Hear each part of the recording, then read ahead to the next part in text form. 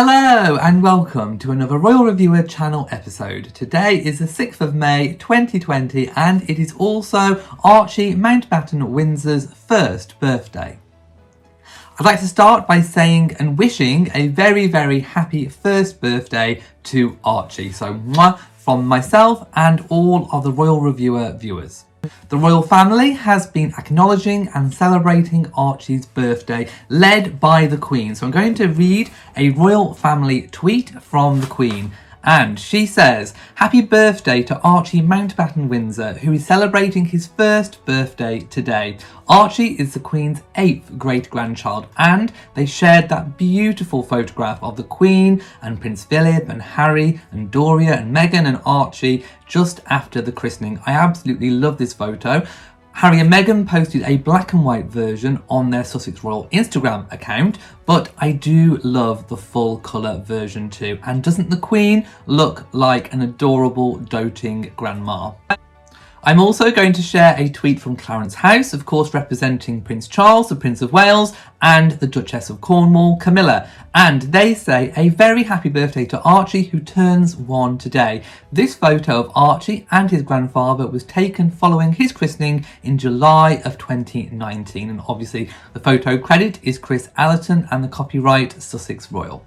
Again, I love this photograph of Charles. It's a really beautiful black and white photograph of Charles looking on adoringly at baby Archie. And we can see Archie's really amazing face. Look, it's really adorable, it's cute. And of course, he's wearing the replica royal christening gown. Obviously, a new one had to be made because the old one was getting too fragile. This replica was made by Angela Kelly.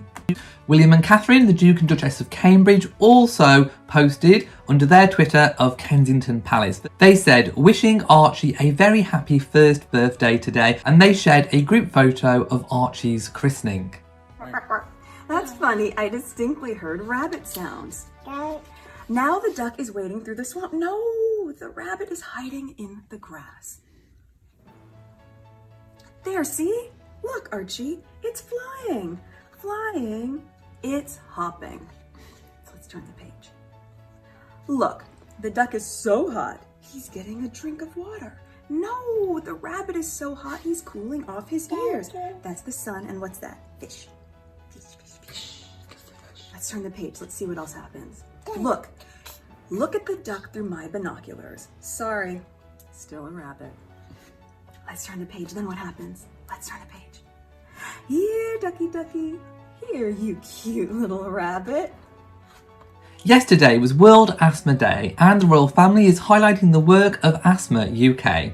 The Duchess of Gloucester, who is patron, spoke yesterday to Kay, the charity's chief executive, and asthma nurse specialist Caroline and services lead Helen about their responses to the coronavirus outbreak.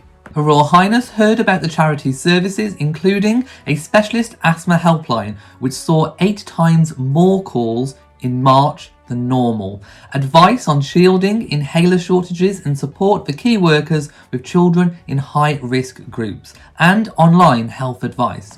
Asthma UK and Lung UK have also set up a dedicated post-COVID online hub and helpline for those affected by breathing difficulties after contracting COVID-19. The Duchess of Gloucester said, "I know you are under an extraordinary pressure to keep people with asthma safe, and you are doing an extraordinary job." On May the 5th, it was the International Day of the Midwife. The Princess Royal, who is patron of the Royal College of Midwives, sent the following message. "As patron of the Royal College of Midwives, I would like to send you my best wishes for today, the International Day of the Midwife. It will be a very different International Day of the Midwife this year. In previous years, there have always been the opportunity to celebrate your profession and fellowship together. This year, those plans have had to be put on hold. In many ways, though, despite not being able to come together as a profession, you have never been more united. To face the current health situation, some of you will be returning to practice from academia, non-clinical roles, or even retirement. Some midwifery students may find themselves in the workforce earlier than they had anticipated. You have supported each other as colleagues and as friends, and in these difficult times, you have shown great care and compassion. That will be what the women in your care will remember for years to come. Like so many frontline NHS staff, you have felt the impact of the current crisis on your everyday work.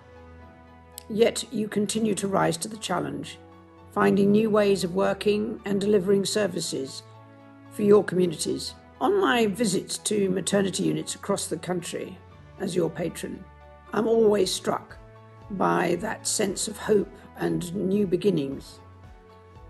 Even in these difficult times, I am sure that you are doing all you can to allay anxiety and concern and ensuring that joy and hope pervade.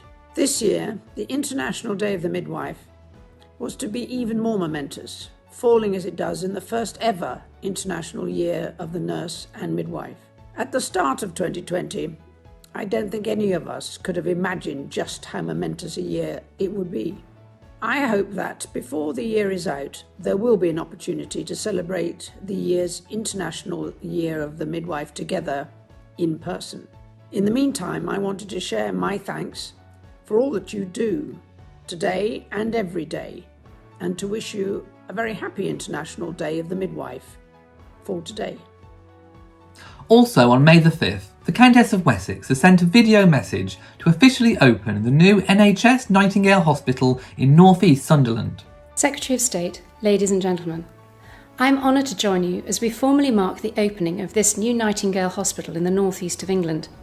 Over 300 diligent pairs of hands have contributed to this facility's construction, and many more pairs of hands will care for those who may come to need it. This hospital, like the other Nightingale hospitals, demonstrates that when we come together, we can achieve great things. Sunderland has been close to my heart for some time, which is why I am so pleased to have been invited to be with you, albeit virtually, today. Since 2003, when I became patron of Sunderland Football Club's Foundation of Light charity, I've enjoyed many visits to one of our country's friendliest cities.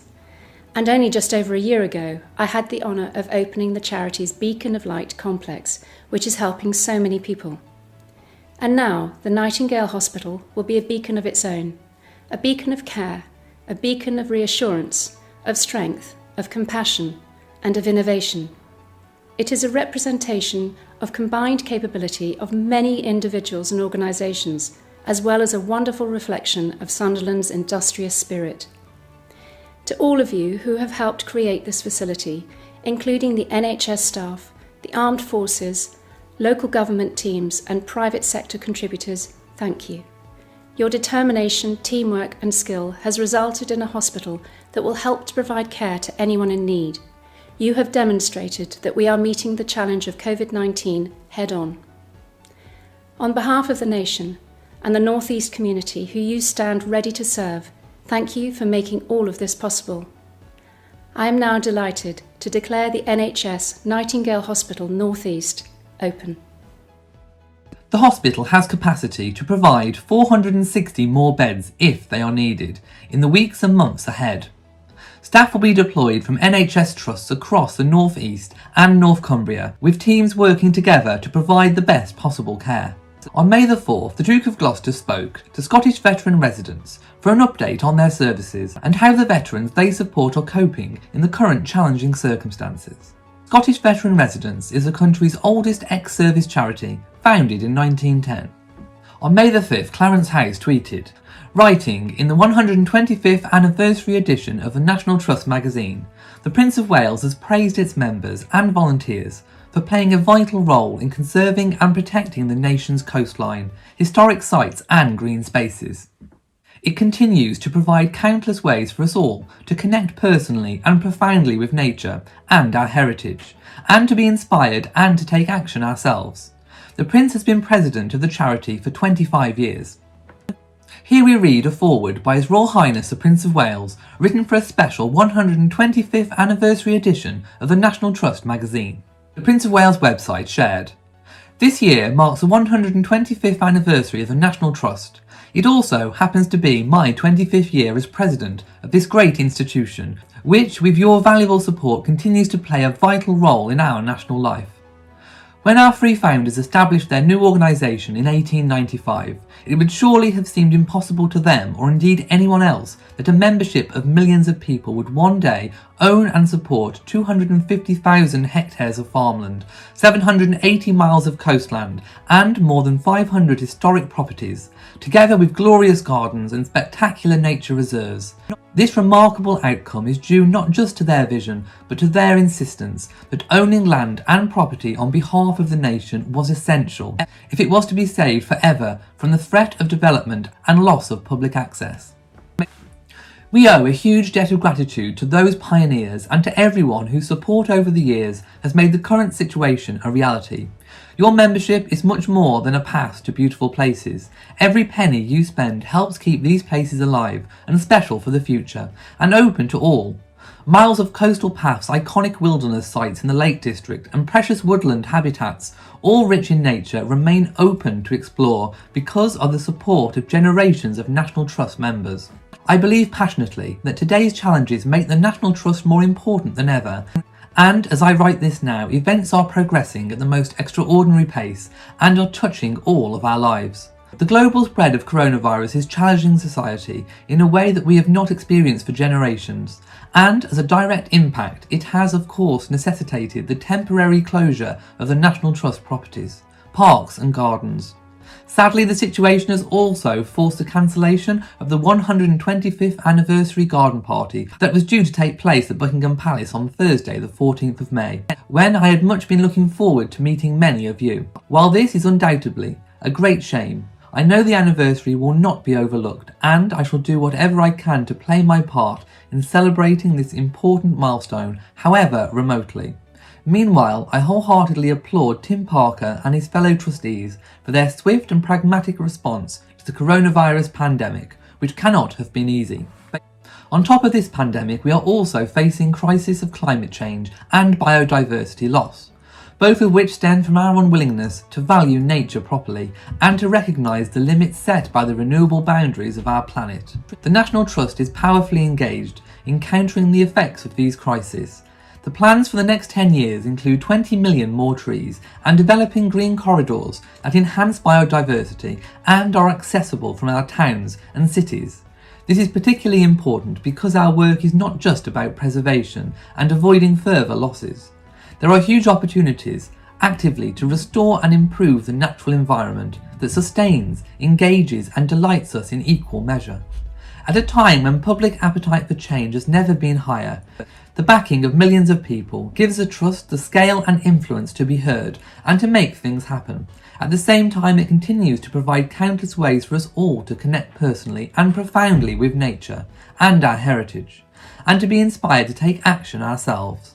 While this year's milestone anniversary may be depressingly overshadowed by the current crisis, I can only say how enormously privileged I am to have watched this remarkable institution grow over the last 25 years, and hope you will look forward as much as I do to seeing the next chapter unfold. Today's tiara is Queen Mary's Cambridge Lover's Knot Tiara, which of course was famously worn by Princess Diana and now worn on many state occasions by the Duchess of Cambridge. Thank you for watching this video. If you have enjoyed it, then please give it a big old thumbs up. Don't forget to share on social media and also hit the notification bell so that you know whenever I upload a new video. Also, please do remember to subscribe to the channel. So, from me in Shropshire, mwah to you all and goodbye.